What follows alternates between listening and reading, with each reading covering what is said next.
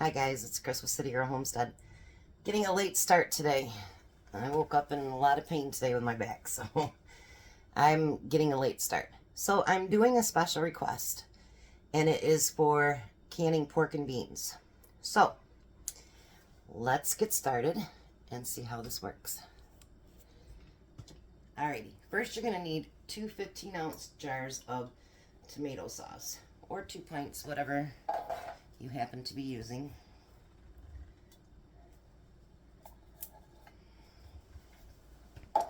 And you're going to need a 1/4 cup of brown sugar. And if you notice, mine's a healthy quarter cup. You're also going to use 2 tablespoons of honey. So I'm just going to eyeball it.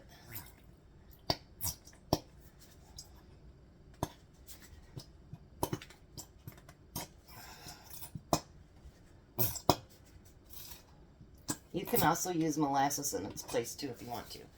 But molasses will make it taste more like a baked bean versus a pork and bean.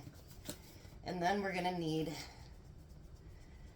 about 3/4 of a teaspoon of regular mustard.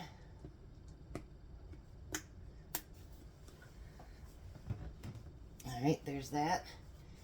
And then we are going to stir it up real good.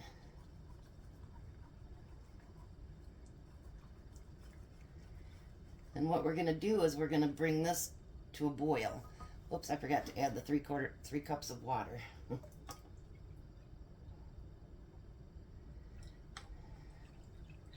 This pan's not going to work. Hold on 1 second, guys.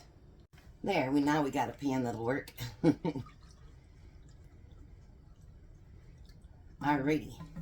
So what we're going to do now is we're going to put that on the stove, and we're going to let it come to a boil and let all that sugar, kind of disintegrate. Over here I have a little container of water being boiled. I also have my pressure canner on low. So while we're waiting on that, let's fill some jars. We're going to use, if you want to do a half pint or a pint, that's a 1/4 cup. If you want a pint, it is a 1/2 cup. If you want to do a quart, it's a full cup. And I'm going to use white beans. I love my pinto beans, but there's some things that I think white beans just taste better at. I'm going to do, it's a recipe for 8, but I'm going to do up 9 just in case. I don't like to throw away all that extra stuff. I don't. Now these beans, before anybody asks, they've been washed and cleaned up before they were even put into the jar. Just happens to be a way to preserve them for a very long time. And if you wash them and put them in there first, make sure that you let them dry completely. You don't need mold in your jar here. But this does a very, very good job of protecting your beans for ages. Anytime you take away air, and if you can take away the light, your beans and stuff will last. Whoa, your beans and stuff will last a very, very long time. Because air and light are actually what hurts a lot of that stuff. And on your canned goods, the light and heat. We keep all of my stuff in the basement, and even in the summer it stays pretty cool down there. Every once in a while you get that bean that goes sideways. Doesn't want to let you take it out. Alright, let me stir this up real quick. There we go. Alrighty.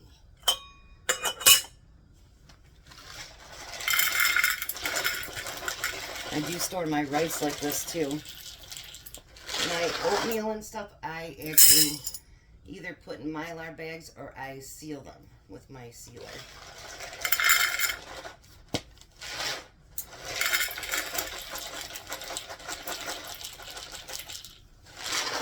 And these are a lot easier to manage when you do this too, by the way. Oops.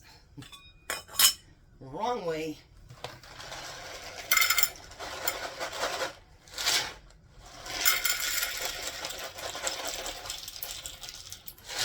Alrighty.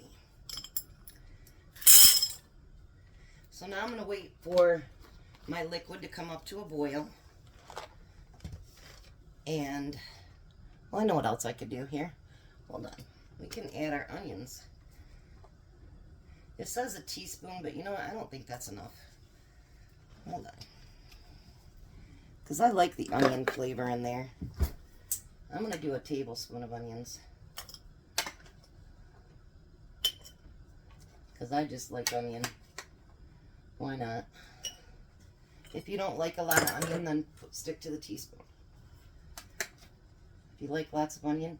You know, the thing is, when you can or cook, as long as it's safe, please don't do anything that wouldn't be safe. Oh, and I do have to do a disclaimer too, by the way. This is the no soak method. I do not soak my beans.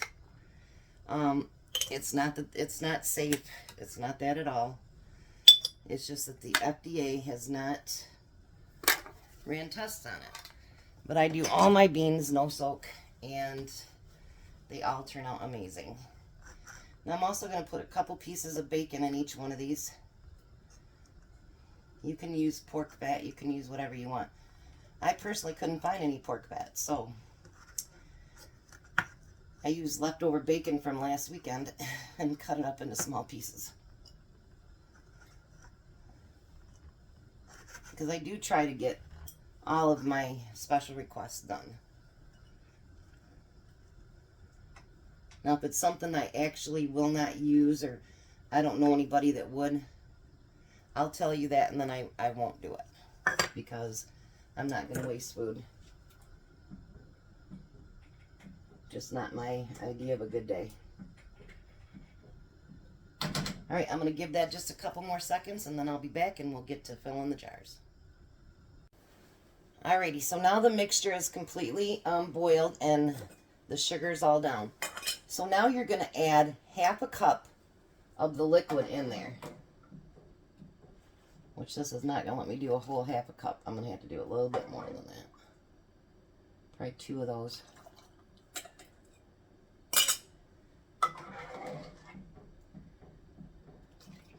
Now, I know everything is hot, but I don't like to waste my juice either. That's what I have the water over there for.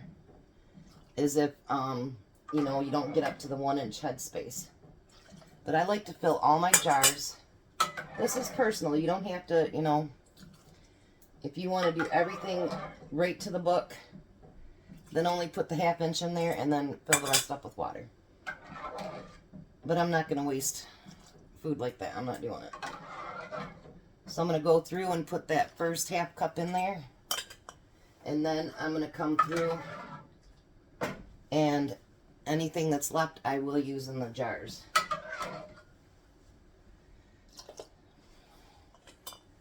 Jack's on his way over here. He likes to load and unload the canner.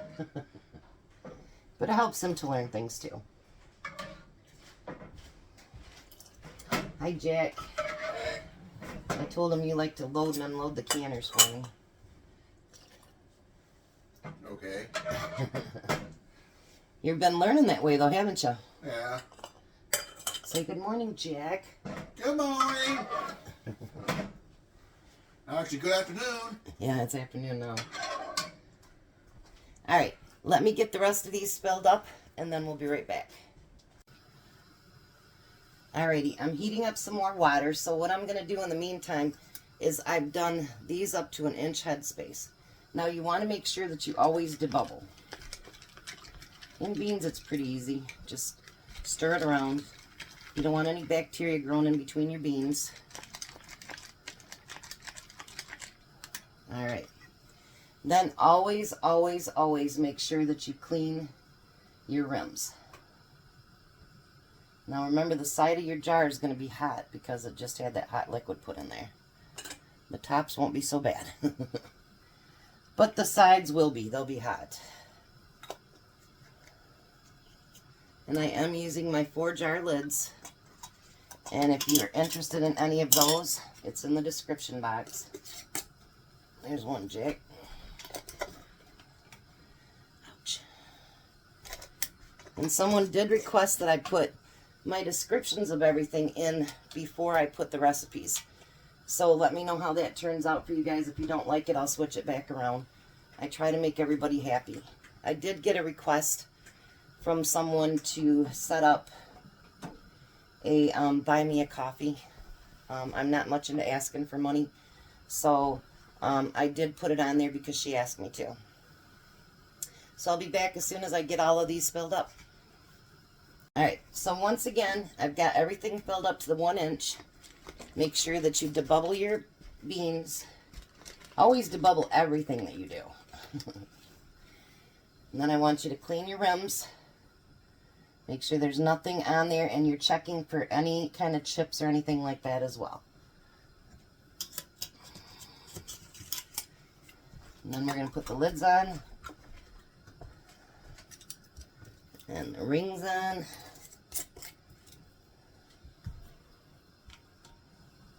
I've got it already turned up on high because it's pretty good boiling already in it, Jake. Yeah. Alright, so now he's putting them all in. We're going to put the lid on it, which is right behind you, Jack.